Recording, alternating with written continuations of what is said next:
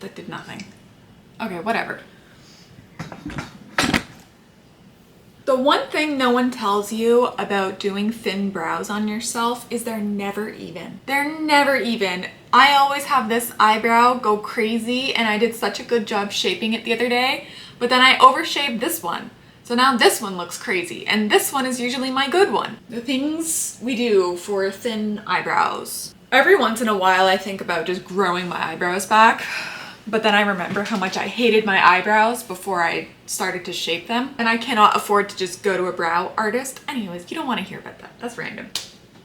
As you can tell by the title of this video, this is another new makeup releases because some things have been coming out quite consistently. So I thought we would talk about them. If you've never seen one of my new makeup release videos, this week is a little different because I've taken photos from Trend Mood 1 on Instagram and Makeup on Your Radar on Instagram. Both will be in the bios. I'm sure you know of them though if you're watching this video. Also, very important, I don't talk about every single new makeup product and brand because not every brand is worth being talked about. If I don't mention something that you're really interested in, that kind of means that I'm not interested in it. My makeup looks so much pretty, like look, it's so much prettier in real life, I swear, but with the flat lighting around me, it's making me look a little weird. This is not a new makeup release, but it is, at the time of filming, new makeup news. And that is the brand Ami Collet has announced that they're going to be closing. It is sad news because it was a not only Black-owned brand. Due to being Black owned, it had a lot of really good undertones for medium, like a tan medium, I would say, to black skin tones. So it's going to, I think if you are brown or black, that one, it does sting. It does sting. I never got around to trying anything from Ami Collet. The brand itself didn't really interest me, and that's okay. Not everything is for everyone. But yeah, that beauty announcement kind of lobs up our first new makeup release here, which is Benefit is re-releasing the Professional foundation line. The shade range has to this day always been ass. This is an insane product shot, and it's kind of like you're setting up this photo. Someone had to set up this photo, and at these photo shoots, there's brand representatives who are on set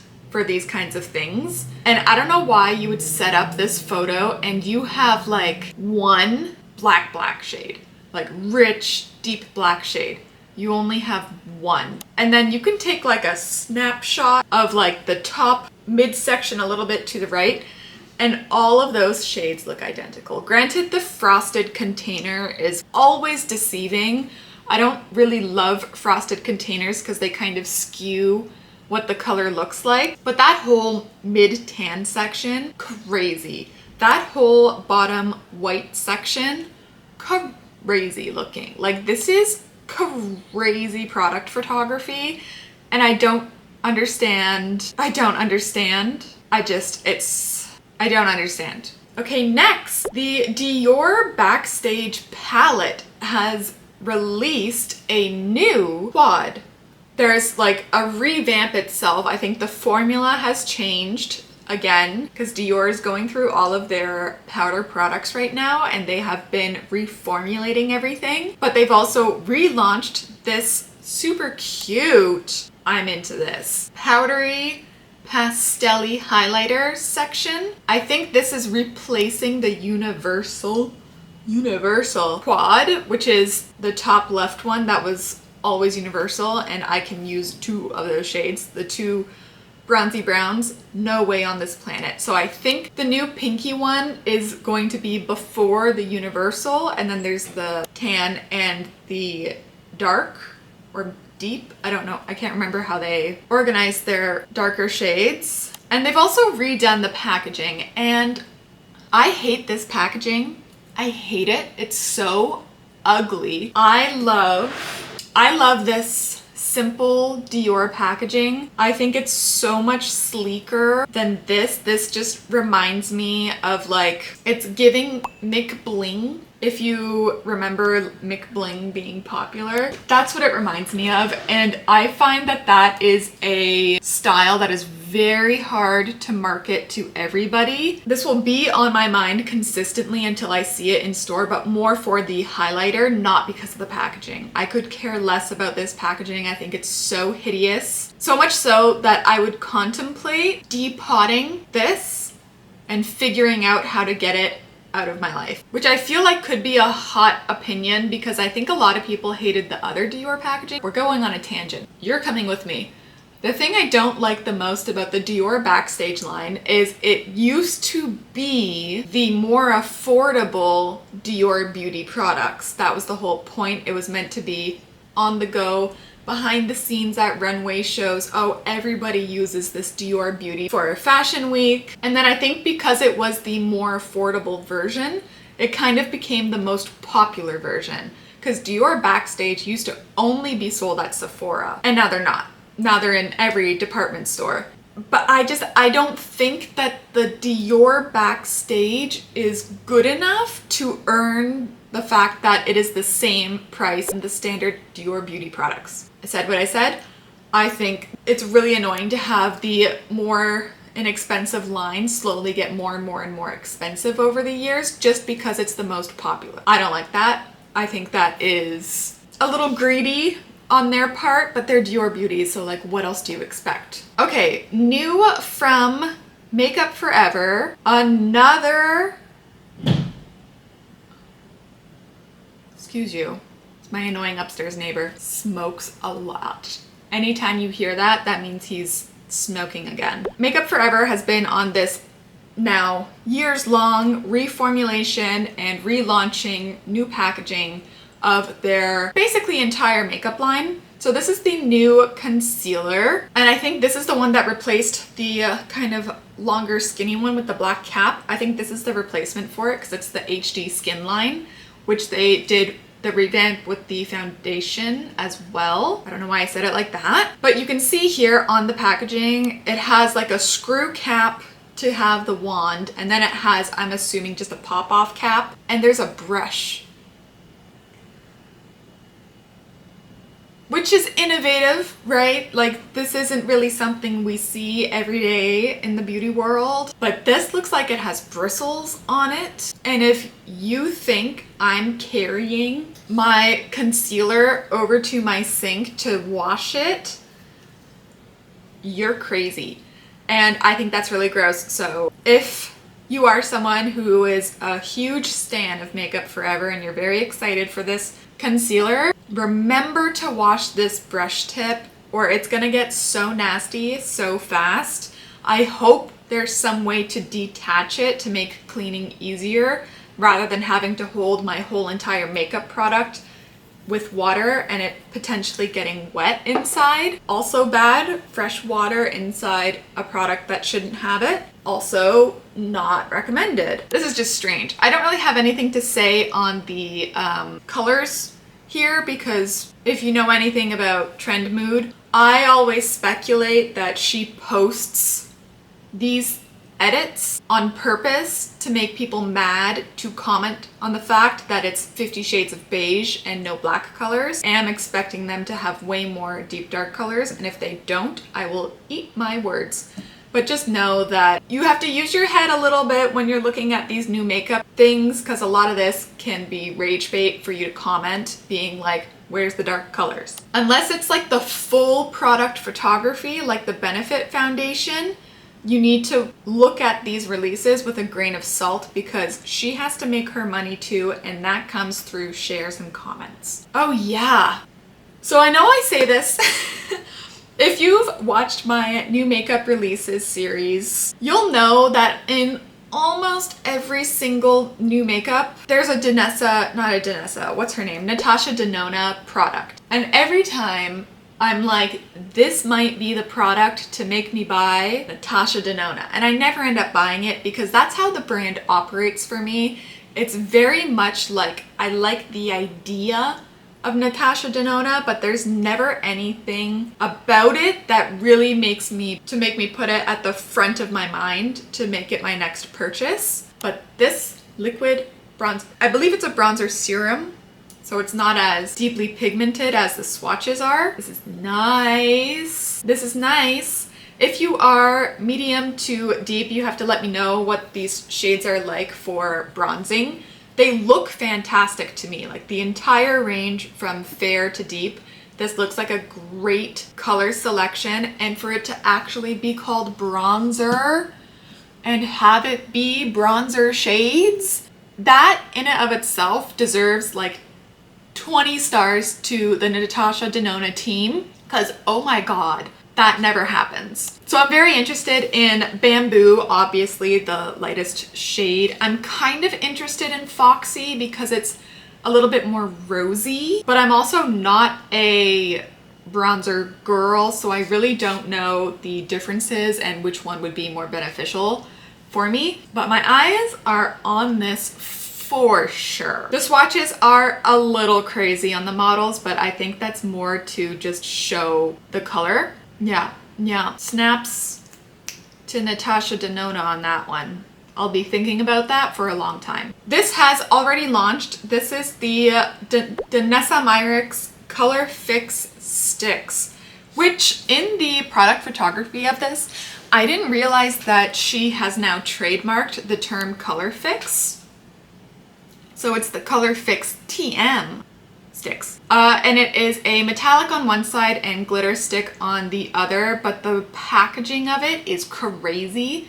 This centerpiece with the DM is magnetic, and you can actually demagnetize, not demagnetize, but you can unattach on both ends and you can have them completely solo. You can mix and match, really customize.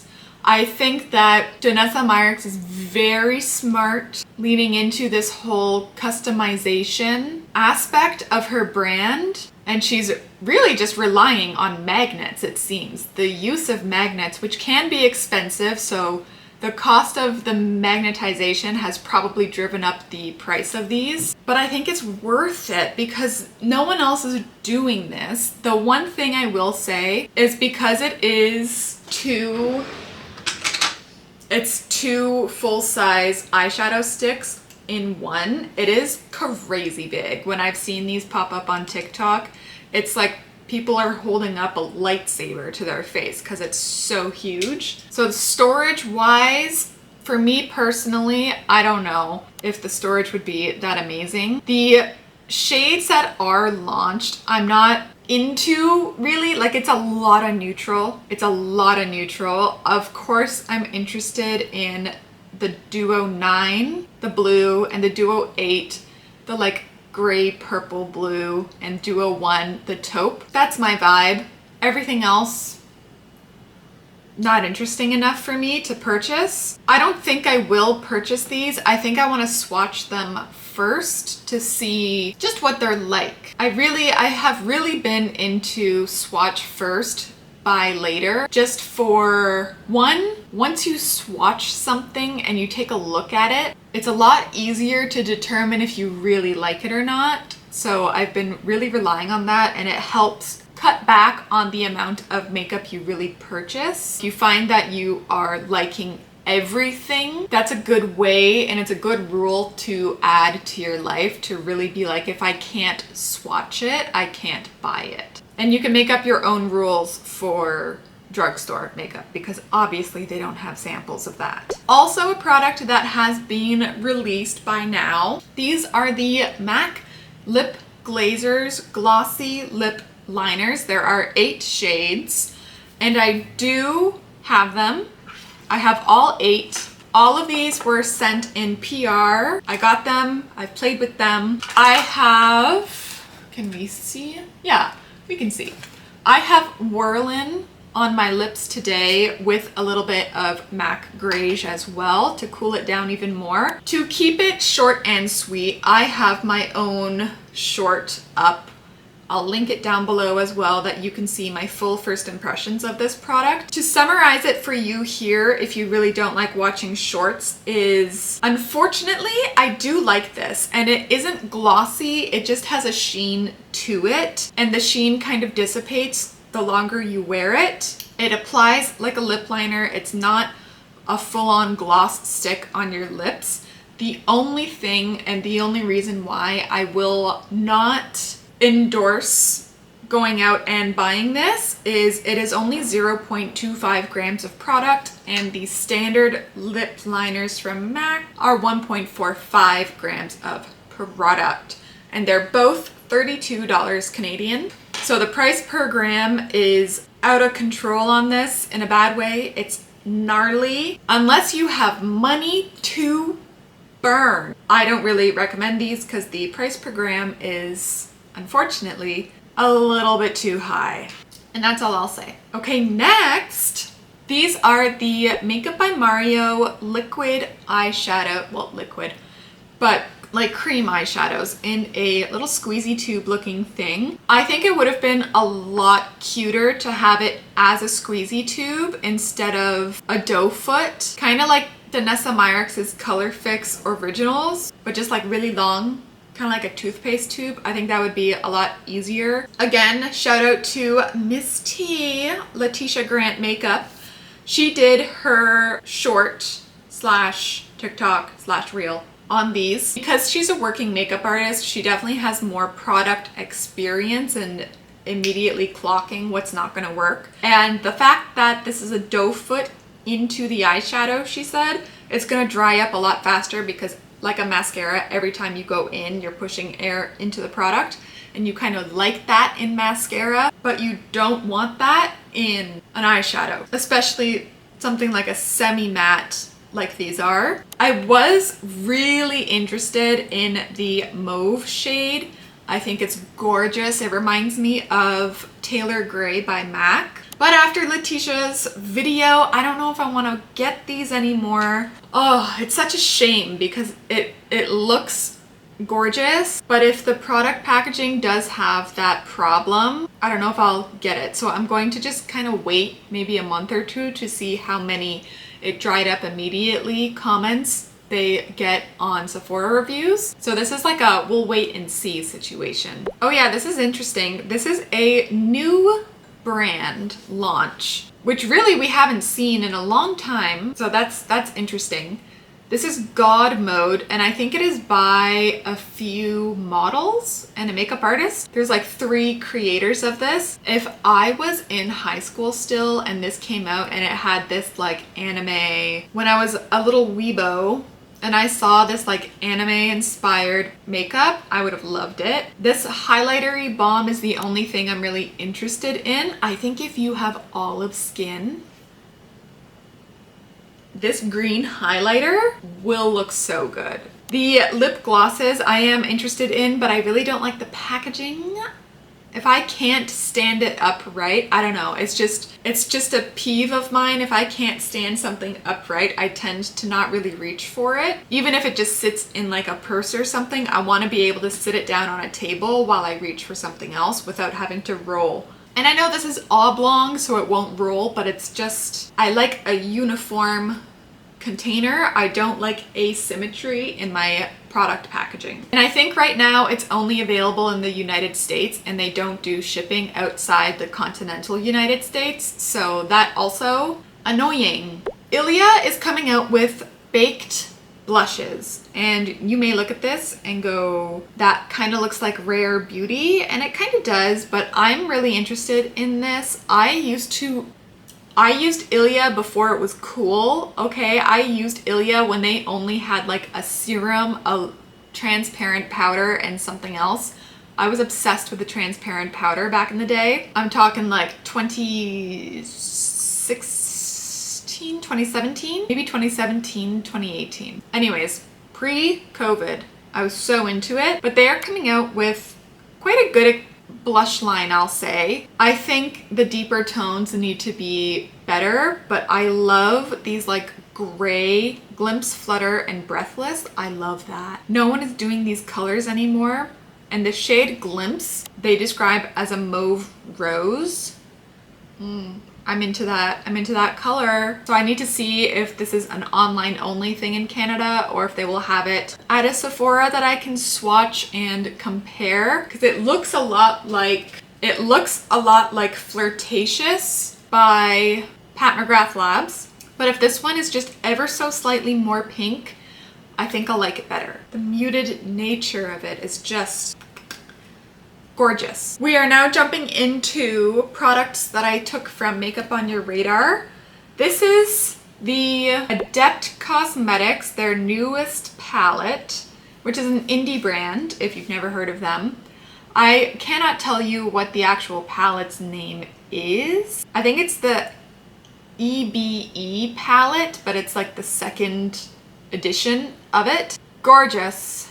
I love this. This is beautiful. And I like the fact that they have one matte nude and one matte brown in the palette to cater to light skin, medium skin, and dark skin. I really like that. Whether or not that's what it was intended for, I don't know, but I like the fact that there's a neutral in there for both ends, for all ends of the skin color wheel. Yeah, but this looks delicious. It's a little bit too green for me, but there's a lot of shades in there that I really like. It's available at I Feel Beautiful Canada. So you can get it within Canada. Let's see how much this is.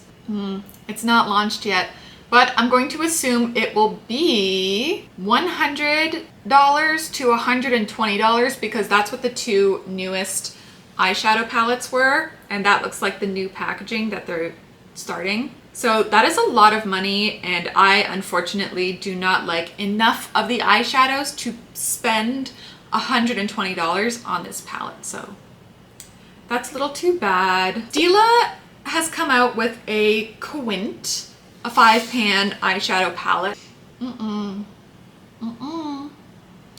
I feel like brands don't remember the fact that a lot of people hate when packaging looks like this and with the wasted negative space. I don't like that. And I also kind of hate the square on an axis to create a equilateral, I don't know, I'm just saying geometry words at this point. But you know what I mean. Like, I hate the tilted square. I hate that to fill in more space. I would have just revamped this package entirely to make it all fit. Don't like that. Oh yes, if you are a basic baddie out there and you want to spend $95 on 4 eyeshadows, Hourglass has relaunched their kind of basics 4-pan palettes. These are so beige, so basic. I'm not interested in them, but if you're someone out there with a lot of expendable income, Hourglass always makes anyone feel bougie. So there's some new things there for you. And then I think this is my last product. Fleur has come out with the Mrs. Smith fragrance. This is the hair and body mist. I don't do hair and body mists. It reminds me of grade 9 gym class. Hate a body mist. Hate it, hate it, hate it. But the scent of this is very intriguing. It's pear, it's vanilla, it's jasmine. It's green. Apparently, I really like green scents because I love my illicit green. Black opium. Let me just do a 1-2 of the black opium. So I'm interested in this. I'm not really into fragrance too much. I don't like having a lot of fragrance in my life. Right now, I work with 3 perfumes and 2 layering perfumes, but the layering perfumes are only like little samplers. They're both Tom Ford too, and I really like them. I will never buy a full-size Tom Ford. Not with my own money. Absolutely not. But yeah, I'm interested in this. So I think I'll go to a Sephora in a week or two to just go in and touchy all of these new releases that I've been saying I want to see in person. If you liked this video, give it a like. While you're down there, you can hit subscribe so I can pop up in your feed more often. If you're interested with anything on my face, it will be in the description box down below, and I will see you in my next video. Bye!